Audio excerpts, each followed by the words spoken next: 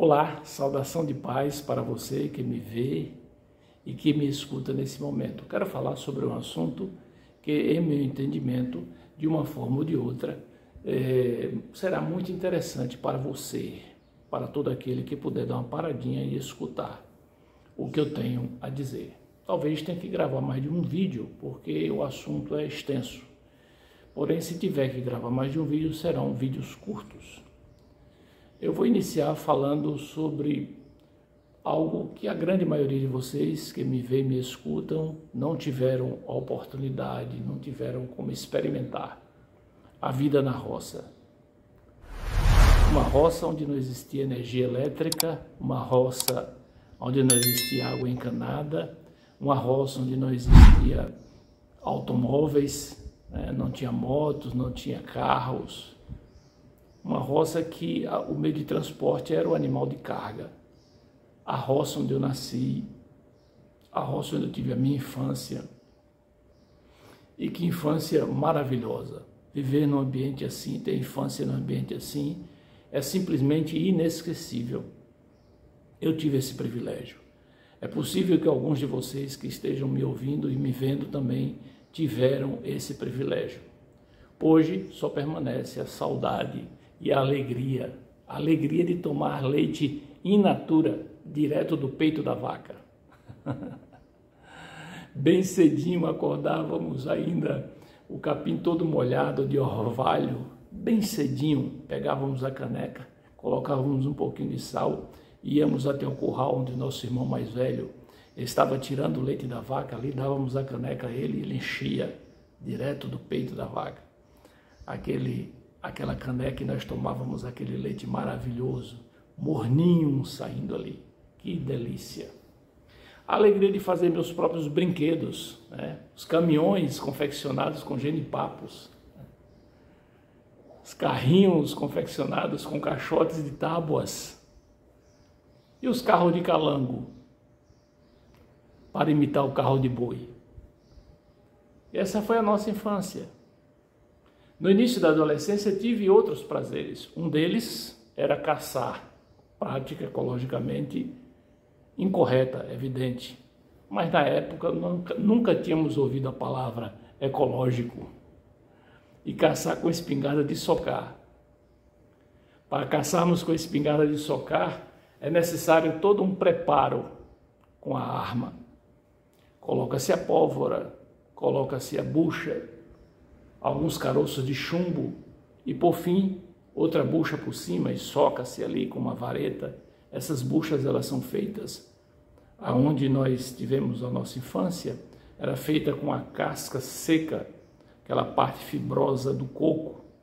Ali fazia a bucha e ali nós colocávamos os chumbinhos ali dentro e é a espingarda de socar. A espingarda de socar tem uma grande desvantagem em relação à espingarda de cartucho e ao rifle.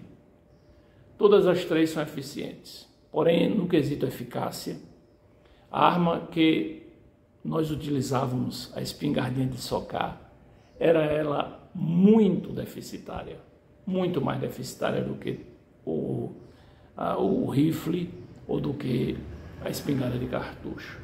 Porque enquanto a espingarda de cartucho e o rifle, eles concentram os seus projéteis, com a espingarda de socar é diferente. Ele espalha o projétil, espalha e perde-se muitos chumbinhos ao atirar.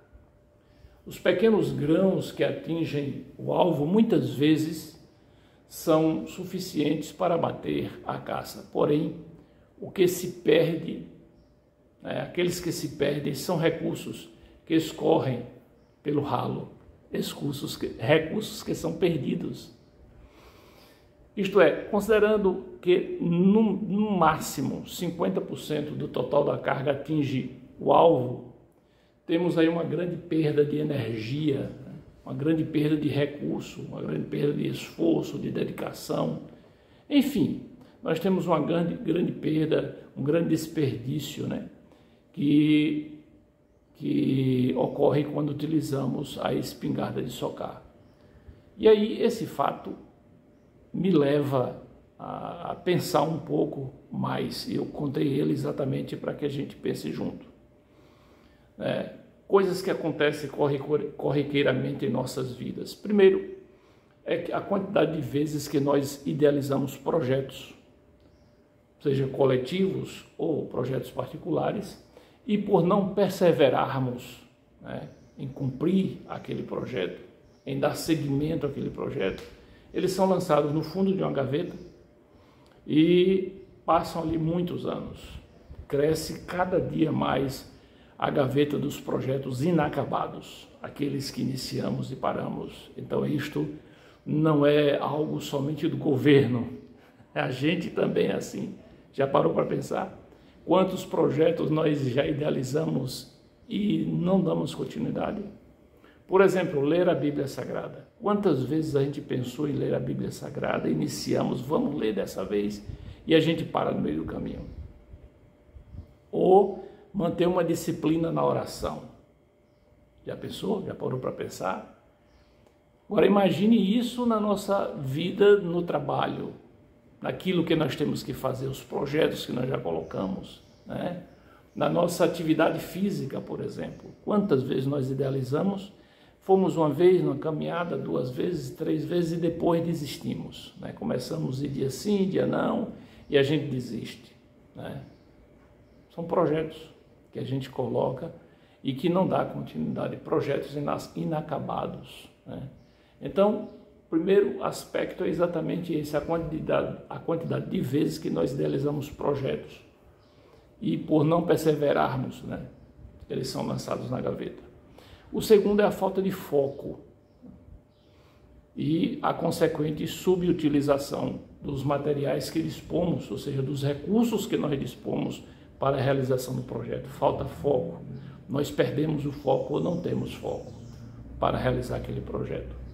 Então, nossa prática de vida é geralmente desprovida de projetos que sejam elaborados com começo, meio e fim, que sejam elaborados e cumpridos. Alguns até nem têm cabeça, são acéfalos, e outros não têm fim, não termina. Porém, quando nós olhamos para as Sagradas Escrituras, tendo esse pensamento, quando nós nos voltamos para as Sagradas Escrituras, nos deparamos com exemplos que deveriam ser, digamos assim, para os quais nós necessitamos olhar. Por exemplo, quando nós olhamos para o caso de José, ali no Egito, o projeto dele, quando ele chega diante de Faraó, e ele diz a Faraó o que estaria para acontecer, ele já deu o projeto a Faraó. O que você precisa fazer, Faraó? Você precisa fazer isso, isso e isso. E qual foi o resultado? José foi a pessoa escolhida para tocar aquele projeto, para fazer aquele projeto andar, para executar aquele projeto. E nós vimos o resultado disso. Quando nós olhamos, por exemplo, para Neemias, o projeto que Neemias idealizou, iniciou e que deu conclusão. Então, são recursos que estavam disponíveis para eles, assim como os nossos recursos estão disponíveis para nós e que eles utilizaram corretamente. Mas nós não estamos utilizando esses recursos. Então, como idealizar um projeto? Como o que é necessário para que o projeto tenha início, meio e fim? Tudo isso nós estaremos vendo no próximo vídeo. Eu quero fazer videozinhos assim pequenininhos, curtinhos, para que você entenda o assunto e para que você reflita junto comigo. Ok? Deus te abençoe e guarde em Cristo Jesus. Guarde o próximo vídeo. Estaremos logo postando. Deus abençoe.